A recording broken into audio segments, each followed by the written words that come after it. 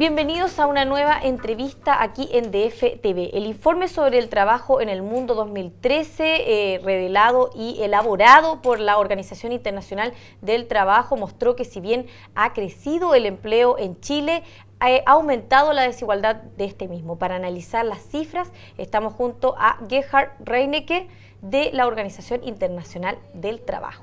Bienvenido, Hola, muchas gracias por estar aquí con nosotros. Bueno, ¿cómo se explica entonces que por un lado haya un incremento, ¿cierto?, en los puestos de trabajo, pero aumente la desigualdad? Bueno, una explicación es que lo que hemos visto es que si bien en el mediano plazo ha habido una pequeña disminución en la desigualdad, que esa desigualdad, la disminución ha estado centrada más bien en las políticas sociales. O sea, si uno ve que se mejora un poco, ha sido por los bonos, por las políticas sociales que van sobre todo a los deciles más bajos de la distribución del ingreso. En cambio, en el mercado de trabajo mismo, si bien todos han aumentado un poco el nivel de ingresos, la desigualdad efectivamente, como usted dice, no ha disminuido. Gerhard, entonces, ¿qué es lo que faltaría para avanzar en materia de disminuir la desigualdad que hay en nuestro país? Bueno, una línea que estamos planteando es el fortalecimiento de la negociación colectiva, porque lo que se ve en los países del mundo es donde hay mayor cobertura de negociación colectiva. En general las desigualdades son menores, incluyendo también las desigualdades entre hombres y mujeres en los ingresos, ¿no? Entonces por ahí hay una vía para fortalecer esta función redistributiva del mercado laboral. Gerhard, ¿es más difícil disminuir esta brecha en países que dependen de materias primas como Chile, por ejemplo? Bueno, ahí hay un debate porque efectivamente, si bien la situación laboral en general en América Latina ha mejorado en los últimos años, ha tenido un desempeño bastante positivo, surge la pregunta de cuán sostenible es eso, porque se basa en buena parte efectivamente en los precios de los commodities que han tenido una suerte de boom, ¿no? Y está la sensación de que no ha habido tanta inversión productiva, tanta reestructuración del tejido productivo como para estar seguro que una vez que termine ese ciclo de los precios altos de los commodities, esos avances sean sostenibles. El informe destaca por un lado que ha aumentado la creación de empleos, pero por otro lado como critica la calidad de los mismos.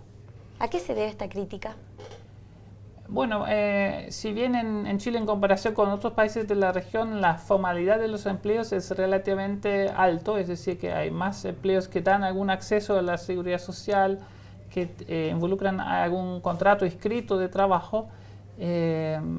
También es cierto que en muchas situaciones en Chile la legislación permite contratos que son bastante precarios, que involucran bastante rotación, relaciones de corta duración y que hacen que no todos los que son formales, según el estricto criterio jurídico, se puede decir que tengan un trabajo de buena calidad. O sea, ¿falta más formalidad a la hora de los contratos laborales? Una cosa es la formalidad, pero como dice también es la pregunta de cuáles son los beneficios a los que da acceso a esa formalidad, ¿no? Hubo algunos años atrás un fuerte debate sobre la subcontratación, se está discutiendo ahora nuevamente el tema de los multiruta. Ahí hay una serie de temas que tienen que ver con quién es realmente el empleador, quién es responsable del cumplimiento de las obligaciones con los trabajadores, ¿no?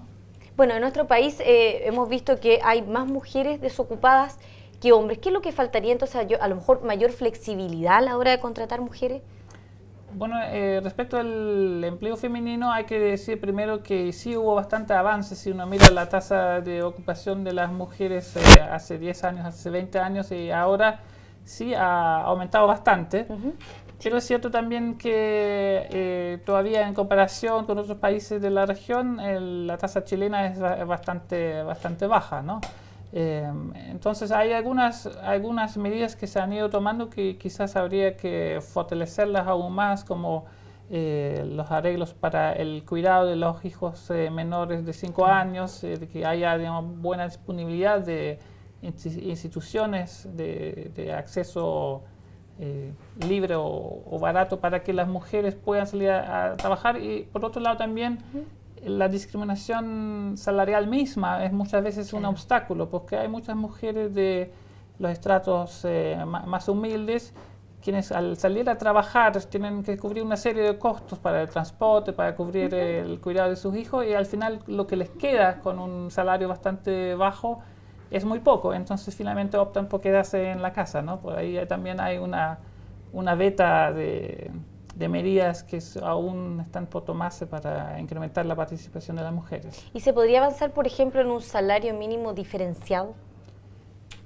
Bueno, en Chile hay un salario diferenciado para jóvenes, ¿no? Hay un salario mínimo más bajo para jóvenes, pero en principio no habría motivo para diferenciar el salario mínimo entre hombres y mujeres. Justamente lo que estamos planteando es la igualdad de los derechos para un trabajo similar.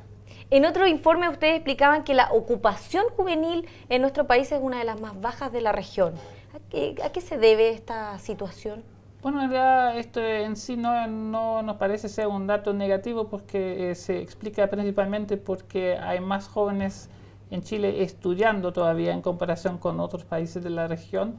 Y si uno mira un dato que siempre se discute, que son los ninis, los jóvenes que no trabajan ni estudian, que son como un quinto de los jóvenes en América Latina, vemos que en Chile este porcentaje es un poquito más bajo. Entonces, por ahí, más bien el dato de Chile apareciera en una luz más favorable. O sea, no habría que verlo como algo negativo o que falte a lo mejor avanzar en políticas de mayor flexibilización, sino que porque tenemos más jóvenes en la universidad o en el colegio.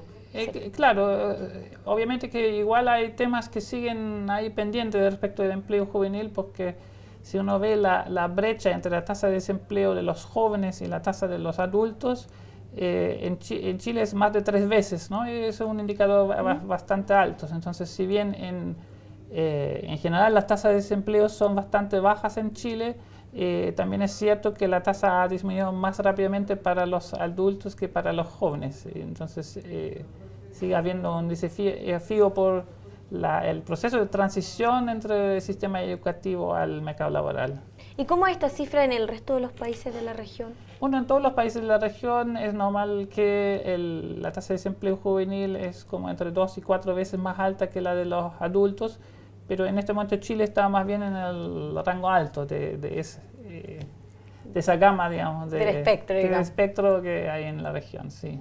¿Y en Europa, por ejemplo, usted sabe si se da algo similar?